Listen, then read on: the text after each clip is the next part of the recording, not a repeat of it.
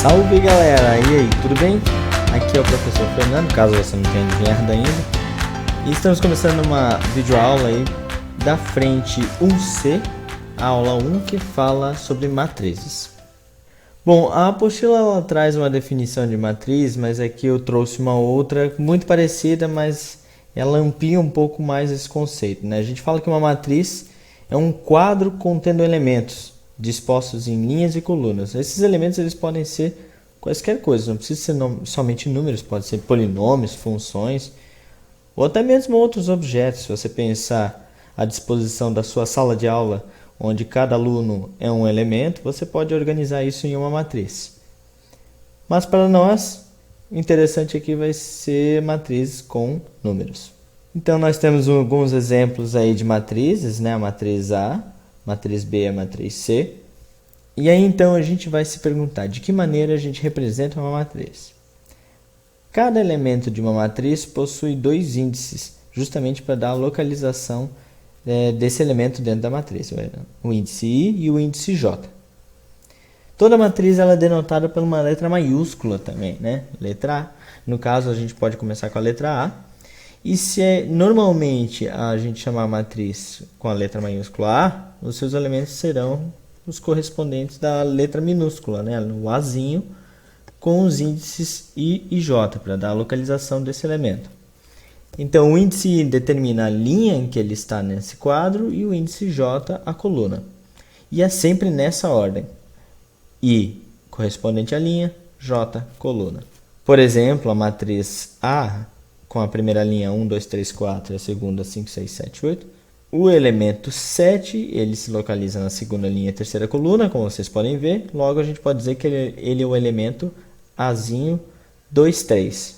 E tome cuidado, eu não falei A23, eu falei 2, 3, porque dessa maneira você está falando corretamente que ele está na segunda linha e terceira coluna.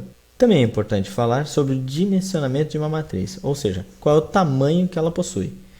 Então a gente diz que é uma matriz de ordem Mn, significa que ela tem M linhas e N colunas. E a gente denota então, depois da letra maiúscula da matriz, a gente denota ali embaixo o M e N. Por exemplo, aquela matriz A com a primeira linha 1, 2, 3, 4 e a segunda linha 5, 6, 7, 8, essa é uma matriz de ordem 2 por 4. Afinal, ela possui duas linhas e 4 colunas. Então, vamos fazer um exercício bem rápido. E esse é muito comum, esse exercício. Determinar a matriz 3 por 2, ou seja, a gente já conhece a ordem dela, a gente já conhece o tamanho dela, em que os elementos A e J são definidos por essas três sentenças.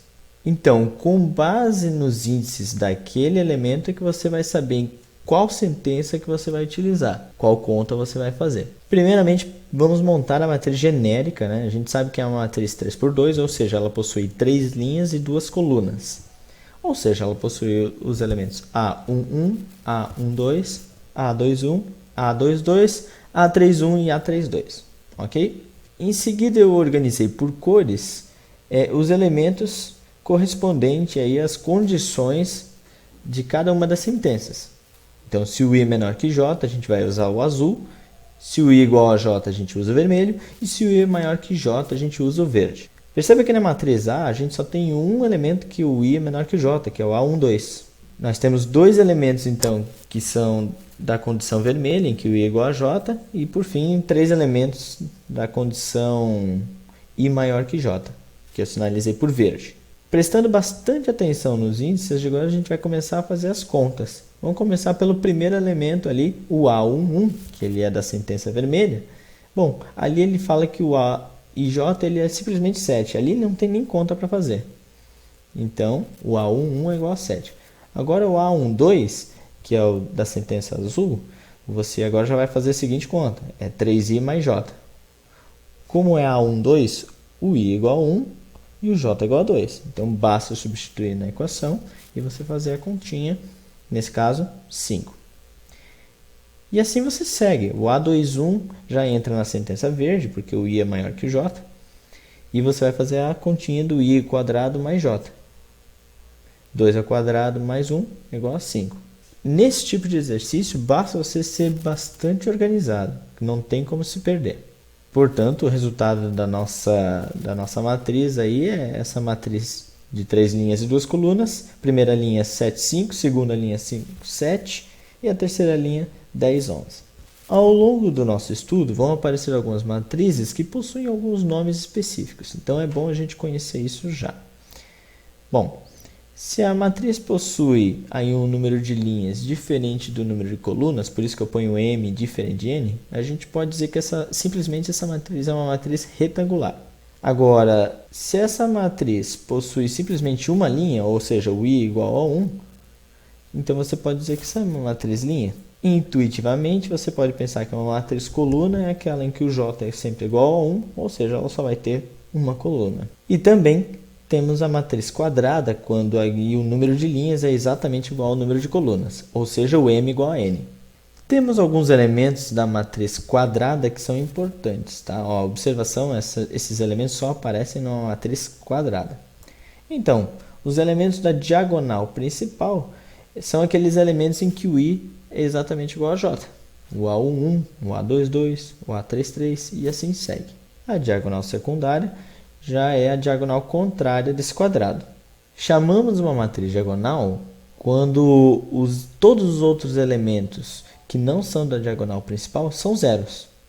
Como, por exemplo, nessa matriz a diagonal principal é 1, 2, 3, botei qualquer elemento ali, mas os demais é zero.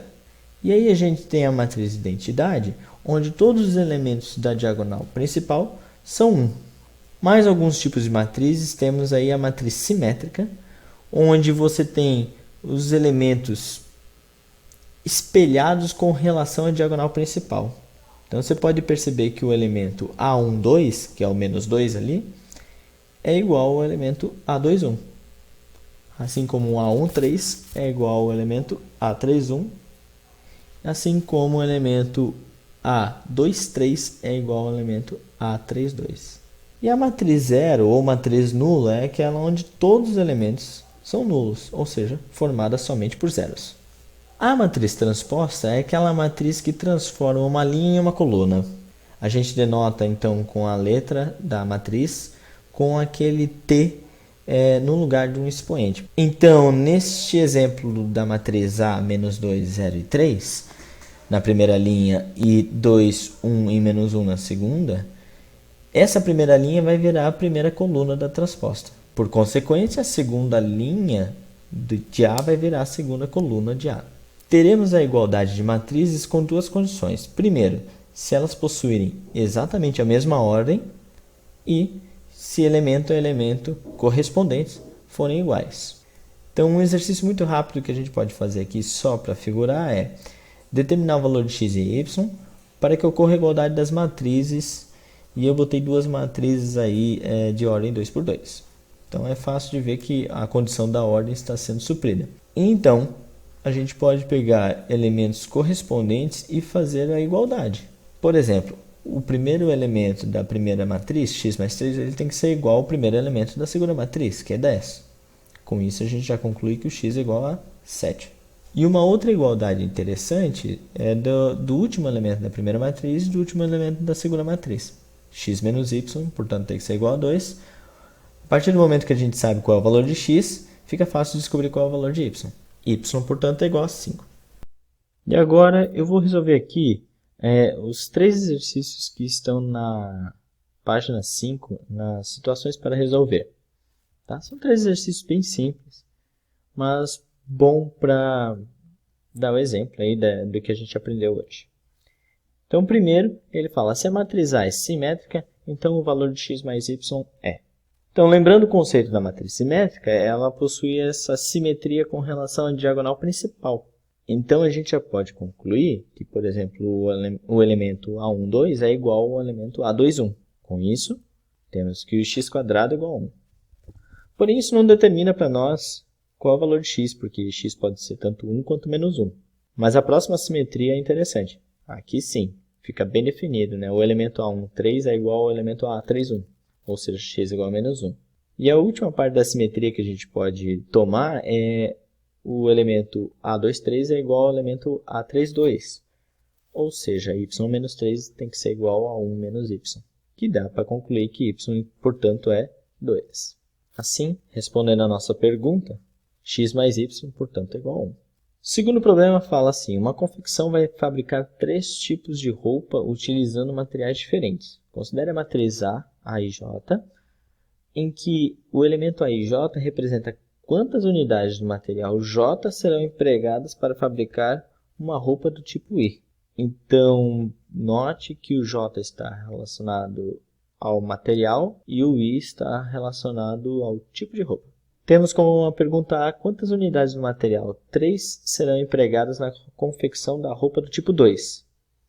Então, aí é uma questão só de localização de novo. O material 3 ele está relacionado ao J e o tipo da roupa está relacionado ao I. Então, a gente está procurando pelo elemento A23, do elemento da matriz, né? Que neste caso, na matriz, é o número 3.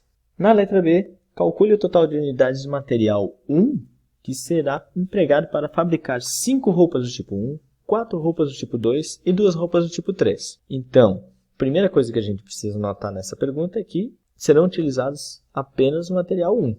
Ou seja, vamos olhar somente para a coluna 1, ou seja, J igual a 1. E a partir dali, a gente pode então multiplicar as quantidades de roupas segundo seus tipos, né? Então, 5 roupas do tipo 1, 4 roupas do tipo 2 e 2 roupas do tipo 3. Então, por isso que eu botei ali do lado 5 vezes aquele 5, 4 vezes aquele 0 e 2 vezes aquele 4. Então, você percebe, por exemplo, que a roupa do tipo 2 ela não utiliza nenhum material 1. Então, essas 4 roupas aí que a gente quer fabricar do tipo 2, não vai ter nenhum desse material 1. Isso é só uma observação, só para a gente debater um pouquinho sobre a interpretação do problema. Mas agora ficou fácil de fazer a conta. Basta você multiplicar ali, então, e depois somar todas essas quantidades. Então, 5 vezes 5, mais 4 vezes 0, mais 2 vezes 4, dá um total de 33. E o terceiro problema aí das situações para resolver diz assim, a soma dos elementos da diagonal principal com os elementos da diagonal secundária da matriz transposta da matriz A é. E aí ele põe a matriz A e ele só diz a ordem da matriz aqui por causa desses índices 2 por 2. Né? No enunciado não estava dito, mas ali ele falou. Então a gente tem uma noção do tamanho. E ele fala cada um desses elementos. Então vai ser o elemento A e J vai ser igual a I ao quadrado mais 1 se o I for igual a J. E o A e J vai ser 2I mais J se o I for diferente de J. Primeiramente, vamos montar a matriz genérica, né? Como uma matriz 2 por 2, então terão 4 elementos. E a partir dali a gente começa a identificar as condições onde elas se encaixam em quais elementos. No caso, I igual a J são os elementos da diagonal principal. E o I diferente de J, como é uma matriz 2 por 2, são os outros dois elementos da diagonal secundária. Que nesse caso eu estou identificando respectivamente aí pela cor azul e pela cor vermelha. Não é muito difícil fazer essas contas, né? Então, por exemplo, o A ou 1, como ele entra na cor azul, então ele vai ficar 1 ao quadrado mais 1, vai dar 2. E o A22 vai dar 2 ao quadrado mais 1, vai dar 5. E na condição vermelha, o A12 fica 2 vezes 1 mais 2, dá 4. E o A21 é o 2 vezes 2 mais 1. Dá 5. Ele fala sobre a matriz transposta.